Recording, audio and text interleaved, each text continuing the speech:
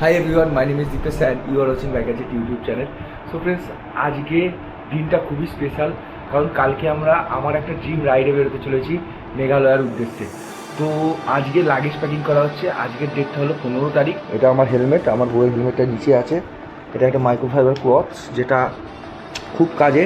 আমার মতে প্রত্যেকটা রাইডে তোমাদের এরকম একটা ক্লথ রাখা উচিত, হেলমেট পরিষ্কারের জন্য বা গাড়ি পরিষ্কারের জন্য, মানে রাস্তাঘাটে এয়ারের জন্য কোনো জায়গায় সরি স্টার্ট হয়ে গেছিলো। তো এই একটা পাম্প, এই তার অ্যাক্সেসারিজ। এটা আমার ক্যামেরা, দেখতে পাচ্ছ ক্যামেরার হ্যান্ডেল, এটা দিয়ে শ্যুট করবো। এটা স্টিক, এটা সামান্য কিছু অ্যাক্সেসারিজ আছে। তো এই আপাতত আমার সেট আপ হয়ে আছে।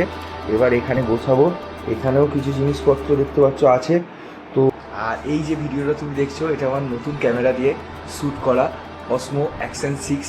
তো আমি অনেক দিন ধরে ভাবছিলাম, আর আগে যে ইসেন্সিয়ালি তোমরা আমার ভিডিওগুলো দেখেছো ওটা আমার মোবাইল থেকে শ্যুট করা। আমি আগে মোবাইল থেকে ভিডিও বানাতাম, খুব কষ্ট হতো, অনেক হ্যাপটিক জার্নি। তো ভাবলাম একটা বিগ জাম্প নেওয়া উচিত। আমি জানি না জাম্প নেওয়াটা ঠিক কি ভুল, এটা তোমরা ডিসাইড করবে। আর ভিডিওটা দেখে যদি ভালো লেগে থাকে আর ক্যামেরা কোয়ালিটি যদি ভালো লেগে থাকে তো অবশ্যই একটা লাইক করে তোমার ভাইকে এরকমভাবে সাপোর্ট করো। এরকম নতুন নতুন কন্টেন্ট তোমার সামনে নিয়ে আসবো। সবসময় যে কোনো ট্যুরে যাওয়ার আগে সবসময় প্রিপারেশান নিয়ে নেবে আগে থেকে, মেন্টালিভাবে এবং ফিজিক্যালিভাবে। আর একটা জিনিস খুব দরকারি, যেহেতু আমরা মেঘালয় যাচ্ছি, মেঘালয়কে বলা হয় বৃষ্টির দেশ বা বৃষ্টির রাজ্য, মেঘের আলয়। তো তার জন্য একটা প্রিপারেশান আমি নিয়েছি, মানে প্রিপারেশান বলতে পারো। তো যেটা হলো ওয়াটারপ্রুফ প্যাকেজ। শুধু ওইখানের জন্য নয়, এইটা যে কোনো জায়গাতে যাওয়ার জন্য কখন কি বৃষ্টি চলে আসে বলা যায় না, বাট আগে থাকতে প্রিপারেশন নেওয়া উচিত। তার জন্য এই ব্যাগেতে অতটা স্পেস থাকে না। যদি এই প্যাকেটের মধ্যে আমরা জামা কাপড় ভরে নিই, এই প্যাকেটের মধ্যে যদি জামা কাপড় ভরে নেওয়া হয় আর এইটা দিয়ে হাওয়াটাকে যদি বার করে দেওয়া হয়, তাহলে অনেকটাই জায়গা ওই রাকসাকের মধ্যে অ্যাভেলেবেল স্পেস। আর তার উপরে এটা সম্পূর্ণভাবে waterproof. Everyone, my name is Dipesh and you are watching biker jet YouTube channel. দেখতে পাচ্ছ মোটরওয়েং সেটআপে চলে এসেছি। এবার বেরোবো। সব লাগেজ প্যাকিং করা অলমোস্ট কমপ্লিট। আর এখন ঘড়িতে সময় হয়ে গেছে 7টার কাছাকাছি। আমাদের বেরোনোর সময় ছিল অ্যাপ্রক্স ওই 6টা নাগাদ। লেট হয়ে গেছে। দাদা আসছি মা, দাদা আসলাম।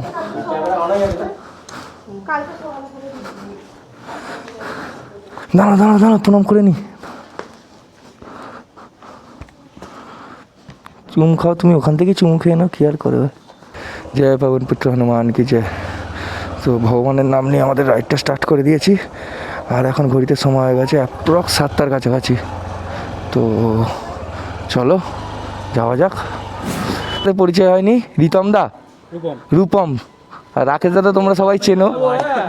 আর এটা আমাদের বাবা পঞ্চানন্দ। জয় বাবা, রক্ষা করো বাবা আমাদের এত বড় ট্রিপ। তোমার আশীর্বাদ যেন আমাদের সাথে সবসময় থাকে, বিপদের হাত থেকে রক্ষা করো। জয় বাবা পঞ্চানন। তো চলো তোমাদের সাথে রোডে উঠে দেখা হচ্ছে। রোডে উঠে পড়েছি। আর এখান থেকে কল্যাণী এক্সপ্রেসওয়ের ডিস্টেন্স অ্যাপ্রক্স 8 থেকে 9 কিলোমিটারের মতো। তো তোমাদের বর্ষায় মেঘালয় এক্সপ্লোর করে দেখানোর ইচ্ছা আছে। তো ওই জন্য আমরা পুরো ভরা বর্ষায় যাচ্ছি মেঘালয়। তো চলো। আর আমাদের আজকের টার্গেট আছে এখান থেকে লাটাগুড়ি। তো 100 কিলোমিটার হওয়ার পর আমরা একটা রেস্ট নেবো ডিসাইড করেছি। আর এখন বাড়ি থেকে বেরিয়ে 11 কিলোমিটার গাড়ি চালানো হয়ে গেছে অলরেডি। আমরা আছি এখন দক্ষিণেশ্বর। আর দূরে যে দেখতে পাচ্ছ ওটাই হলো দক্ষিণেশ্বরের মেন মন্দির। জয় মা। আমরা দক্ষিণেশ্বরের মাকে ছেড়ে যাচ্ছি কামাখ্যা মায়ের কাছে পুজো দিতে। পুজো তো দেবো, কামাখ্যা মায়ের দর্শনও করবো। অনেক দিনের ইচ্ছে ছিল মা কামাখ্যার দর্শন করা। আজকে সেই ইচ্ছাটা মা পূরণই করে দিল। আজকে আমাদের স্টার্টিং হচ্ছে সেই ড্রিম রাইডটা বন্ধু, যেটার জন্য আমরা এই এতদিন ধরে অপেক্ষা করেছিলাম। এই রাস্তাটা বাঁ দিকে চলে যাচ্ছে কল্যাণী এক্সপ্রেসওয়ে। আর এই রাস্তাটা খুলে চলে যাচ্ছে আমাদের এয়ারপোর্ট। আমরা এখান থেকে নিয়ে নেবো family. Every time that I try to run from your love, it's like I fall right back into your arms. No, I can't live without your touch. No, it's like I can't escape your love. Escape your love, escape your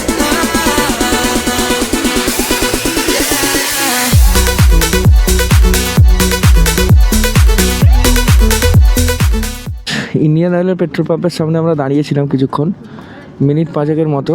আর হালকা ফুলকা বৃষ্টি পড়ছে friends. রাকেশদার জন্য আমরা mainly দাঁড়িয়েছিলাম। তো এবার রাকেশদার petrol নিয়ে যাচ্ছিলো, ঠিক আছে। এবার আমরা হাইওয়েতে উঠবো। ভিডিওটা দেখে ভাই মজা আসছে তো নাকি? মজা সবসময় চলতে হবে ভাই, মজা সবসময় চালাতে হবে। আর বাড়ি থেকে বেরিয়ে অ্যাপ্রক্স 91 কিলোমিটার মতো আমরা বাইক চালিয়ে ফেলেছি। আর এখন আমরা মোটামুটি রানাঘাট ক্রস করে এগোচ্ছি। রাইডে বেরিয়ে বৃষ্টি বাদলকে ভয় পেলে হবে না, কারণ তোমাদেরকে এক্সট্রিম ভিউ তবেই দেখাতে পারবো এই বৃষ্টির মধ্যে বাইক চালিয়ে, ঠিক আছে। আর আমি একটা জিনিস সাজেস্ট করবো, তোমাদের যদি এক্সপিরিয়েন্স না থাকে নাইটে রাইড করার, তো ভাই করো না, অ্যাভয়েড করে যাও, সকালে রাইড করো, কারণ সকালটা অনেকটা সেফ নাইটে। তো আমার বেশ কিছুবার 3 থেকে 4 বার এক্সপিরিয়েন্স হয়ে গেছে। 3 থেকে 4 বার আমি শিলিগুড়ি গেছি নাইটে, আর হালকা ফুলকা বৃষ্টি পড়ছে, তো তাই জন্য তোমাদের বললাম। ওইটা সময় হয়ে গেছে 11:56। আমরা আবার একটা টোল ক্রস করছি, যেটা হলো ডালখোলা টোল বলা হয়, সেই টোলটা ক্রস করছি। আর এখন অ্যাম্বিয়েন্সটা খুব সুন্দর। আমরা যখন প্রথমবার এসেছিলাম শিলিগুড়ি, তখন সকালবেলা রাইড করছিলাম, তো এইখানে এই গাছের তলায় বসে আমরা খাওয়া দাওয়া করেছিলাম। রাত্রিবেলা এত কষ্ট করে রাইড করছি একটাই কারণ, রোদ্দুর খুব বেশি। এই রোদ্দুরে গরম গাড়ি চালানো না, এই রাইডিং জ্যাকেট ফ্যাকেট পরে বডি ডিহাইড্রেটেড হয়ে যায়। তো তার জন্য সবসময় একটা জিনিস মেনটেন করবে, নিজের ক্যাপাবিলিটি। তোমার ক্যাপাবিলিটি যেই থাকে তুমি নাইটে বেরো, রাইড করো। কারণ আমি এটা অলরেডি 2-3 বার করে ফেলেছি, তো আমার মধ্যে কনফিডেন্স হচ্ছে আমি আমার বউকে নিয়ে রাত্রিবেলা যেতে পারবো। কিন্তু রাত্রিবেলা আর একটা জিনিস, এই যে সামনে ব্লু ওয়েলের বাসগুলো যাচ্ছে, এই বাসগুলো দেখে কিন্তু খুব সাবধান। এই দেখো, দেখেছো? তো এই কিছু কিছু জিনিসগুলোর থেকে একটু সাবধানে চালালে রাইডটা সেফ। আর রাইড করার সময় ভাই সবসময় কনসাস থেকো। যদি তোমার মনে হয় তোমার ঘুম পাচ্ছে, তুমি দাঁড়িয়ে চোখে মুখে জল দাও, চা খাও। তো অবস্থাও খারাপ হয়ে গেছিলো সিকিম থেকে 24 ঘন্টা টানা বাইক চালিয়ে আসতে। একটা সময় পর ডালখোলা টপকে আমাদের শরীরের কন্ডিশন এতটা খারাপ, আমরা একটা ধাবায় বসে লিটারালি ঘুমিয়েছি 1 ঘন্টার মতো। ঘুম পেলে ঘুম কাটানোর সবচেয়ে ভালো উপায় কী, সেই টিপসটা আমি তোমাদের আজকে দেবো এই রাইডের দরুন। এটা যখন আমি সিকিম রাইডে গিয়েছিলাম, তো ওখানকার একটা লোকাল লোক আমাকে এই অ্যাডভাইসটা দিয়েছিল, যেটা আমার এখনও পর্যন্ত আমি আমার প্রত্যেকটা রাইডে ফলো করি। তো সেই রাইডটা ফলো করেই আমি ফার্স্ট টাইম সিকিম থেকে 24 আওয়ার্স গাড়ি চালিয়ে, বাইক চালিয়ে, এই আমার হন্ডা S125 আমার জানেমানকে নিয়ে বাইক চালিয়ে আমি স্ট্রেট এসেছি। মানে বললে বিশ্বাস করবে না, হয়তো আমাদের কাছে ফোন ছিল সেই সময়, আমি ফোনে ভিডিও বানাতাম। এখন তোমার ভাই অ্যাকশন ক্যাম কিনেছে, ঠিক আছে। আস্তে আস্তে আপডেট করছি নিজেকে সময়ের সাথে সাথে। তো তোমরা লাইক করে একটু সাপোর্ট করো ভাই, তোমার ভাইকে এত কষ্ট করে তোমার জন্য ভিডিওটা বানাচ্ছে এই রাত্রিবেলার মধ্যে। আর রাত্রিবেলা ভিউটা কেমন আসছে অবশ্যই নিচে কমেন্ট করে জানাতে ভুলবে না। তো চলো এনজয় করো। এখন খাওয়া দাওয়ার পর্ব চলছে আমাদের। আর এখন ঘড়িতে সময় হয়ে গেছে অ্যাপ্রক্স 10:30টার কাছাকাছি। আর এখন আমরা কৃষ্ণনগর টপকে একটা জায়গায় এসে দাঁড়িয়েছি, দেখাচ্ছি তোমাদের। আমাদের খাওয়া দাওয়া পর্ব চলছে, সবাই এখানে খাওয়া দাওয়া করছে, আমিও করবো। এখানে আমাদের সব জিনিসপত্রগুলো রাখা হয়েছে। তো চলো খাওয়া দাওয়া কী কী আছে তোমাদের দেখিয়ে দিই একবার। টক দই, আলুর দম আর লুচি রাকেশ দাদের মেনু। আমাদের মেনু কি পরোটা, আলুর পরোটা।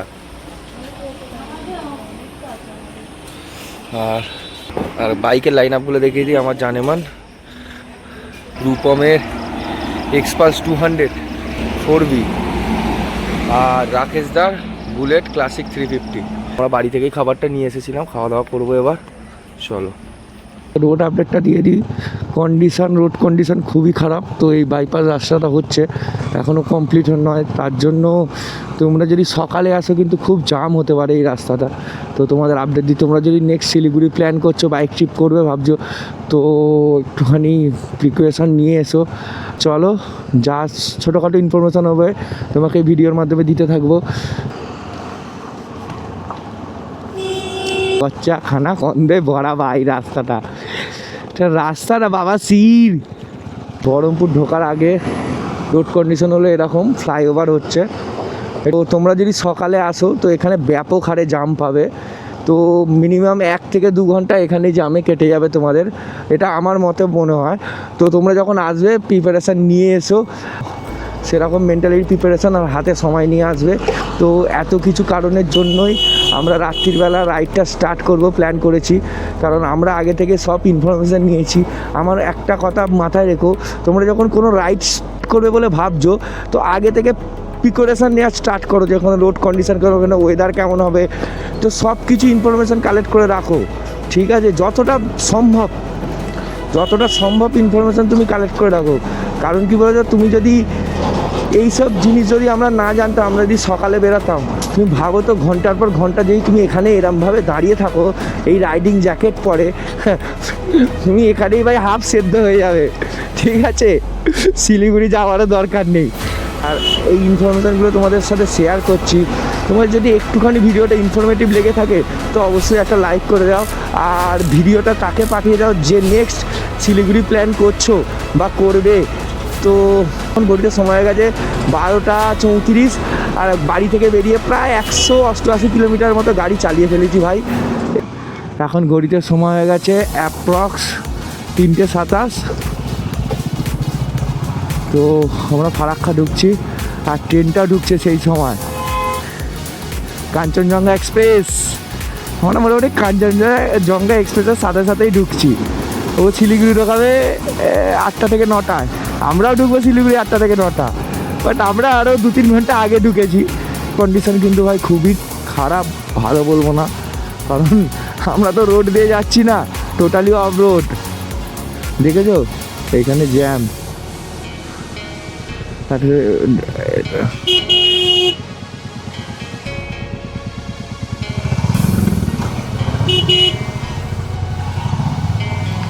ও ভাই করেছে রে মনে।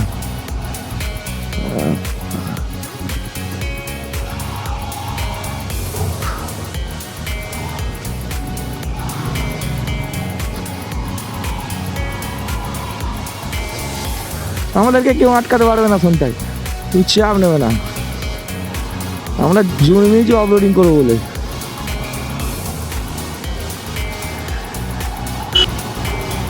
তো তোমাদের একটা শর্টকাট বলে দিই, এইটা দিয়ে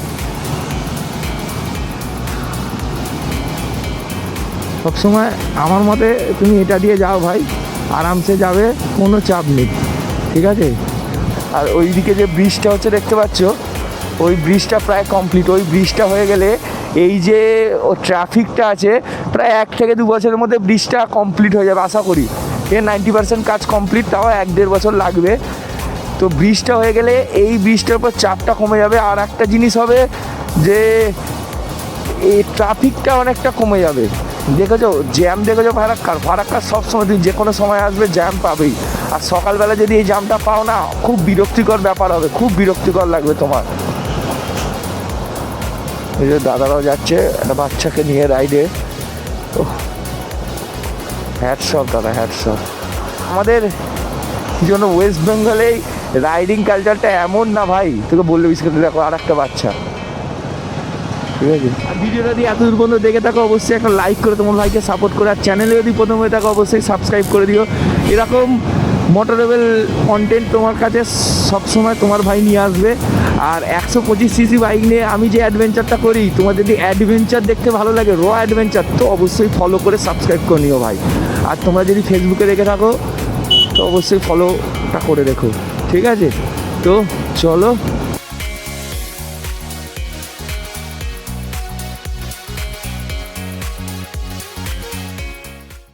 গুড মর্নিং ফর গাজল। তো আমরা সারা রাত্রি গাড়ি চালিয়ে এসে 5:10 গাজল, গরম গরম চা চলে এসেছে, চা খাবো, গরম গরম চা। আর একটা জিনিস বলার আছে, রোড কন্ডিশন কিছু কিছু জায়গায় খুবই খারাপ, কাটোয়া, ফারাক্কা, এগুলো ফ্লাইওভার হচ্ছে। আর আমাদের আজকের ডেস্টিনেশন হবে লাটাগুড়ির উদ্দেশ্যে। তো চলো চাপা খাই, তারপর আবার তোমাদের সাথে মোটর সেটা বেগে দেখা হচ্ছে।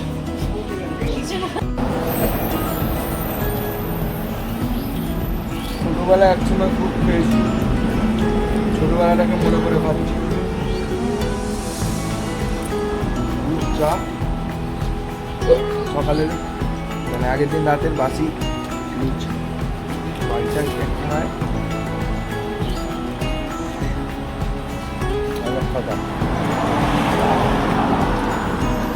আর এটা যে খাবে তারই অম্বল হবে, তাই জন্য কর্তৃপক্ষ দায়ী নয়। সবার পর কিছু হলো ভিডিওতে একটা ডিসক্লেমার দিয়ে দেবে, কি হচ্ছে এইটা আমার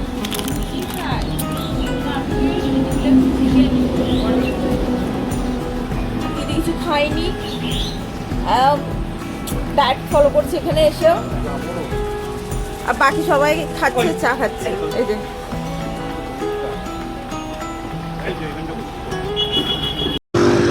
গুড মর্নিং ফ্রেন্ডস, চলে এসেছি মোটর ব্লগিং সেটআপে। এখন আমরা আছি গাজল। আমাদের এখনও 4 ঘন্টা 53 মিনিট রাইড করা বাকি আছে, 255 কিলোমিটার। তো খুব সুন্দর একটা মর্নিং, মানে জাস্ট অপূর্ব।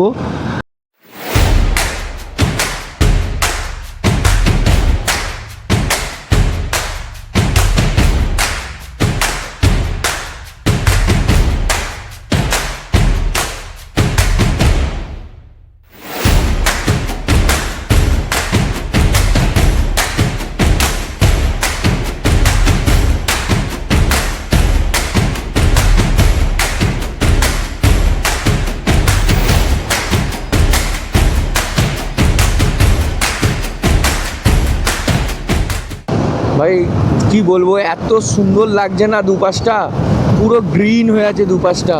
এদিকে ধান যত দূর তাকাচ্ছি তত দূর গ্রিন, তার মাঝখান দিয়ে একটা রাস্তা, মনে হয় যেন এই রাস্তাটা কোথায় শেষই না হোক। আর একটা কথা বলবো ভাই, সারা রাত্রি জাগার পর রোদ্দুরের আলো পড়লে বিশ্বাস করে আমার তো খুব ঘুম পায়, ঠিক আছে। তার জন্য চা, কফি, জল, বডিকে সবসময় হাইড্রেট রাখো, তাহলে দেখবে সব কিছু ঠিকঠাক হবে। বেশি ট্রাই করবে না, শরীর গরম হয়ে যাবে। সারা রাত্রি বাইক চালিয়েছি আমি, আর আঁকিয়ে চালাতে পারছি, এই হয়ে গেছে ব্যাপার।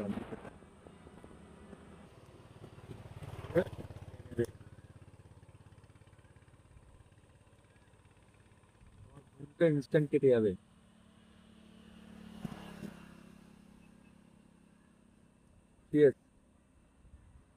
আমি যে জায়গাটার মধ্যে দিয়ে যাচ্ছি, সে জায়গাটা মানে এত সুন্দর জায়গা না, মানে মাথাভাঙা নদীর পাশ দিয়ে যাচ্ছি, আর উল্টো দিকে পুরো জঙ্গল।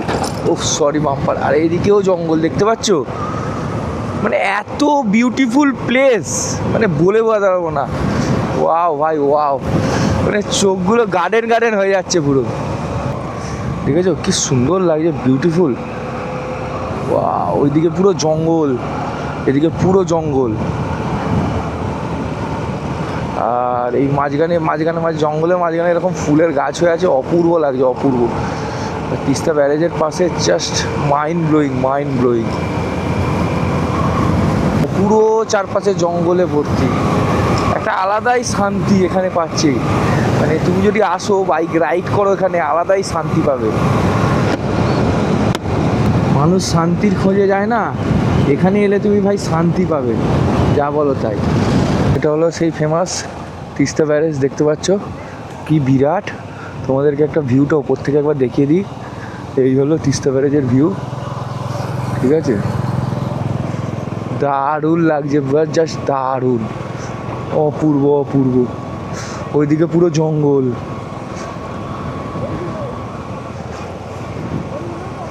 ওইগুলো পুরো জঙ্গল, আর মিডলে তিস্তা। কত চওড়া দেখেছো তিস্তা নদীটা, ওটাই তো বলছি, তিস্তা নদীটা অপূর্ব লাগছে, অপূর্ব। এত সুন্দর লাগছে না, যা বলে বোঝাতে পারবো না, এত অপূর্ব লাগছে তিস্তা নদীটা। Wow, thanks for visiting Teesta barrage.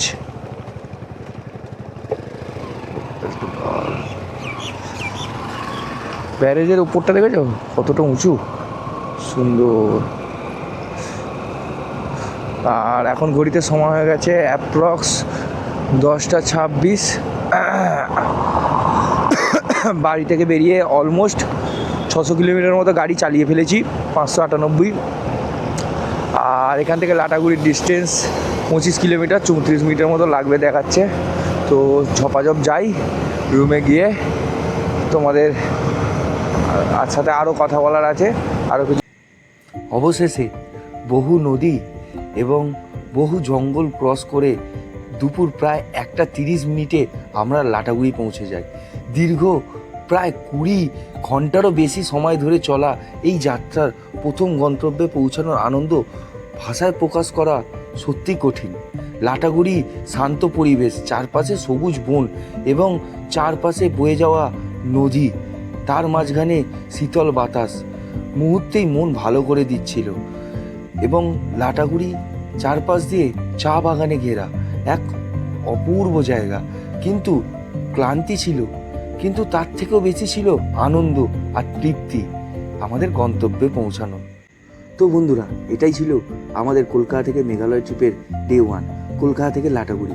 ভিডিওটি দেখে যদি ভালো লেগে থাকে তো অবশ্যই একটা লাইক করে দিও। বেশি ভালো লেগে থাকলে তোমার চেনা জানা বন্ধু বান্ধবদের মধ্যে ভিডিওটা অবশ্যই শেয়ার করে দিও।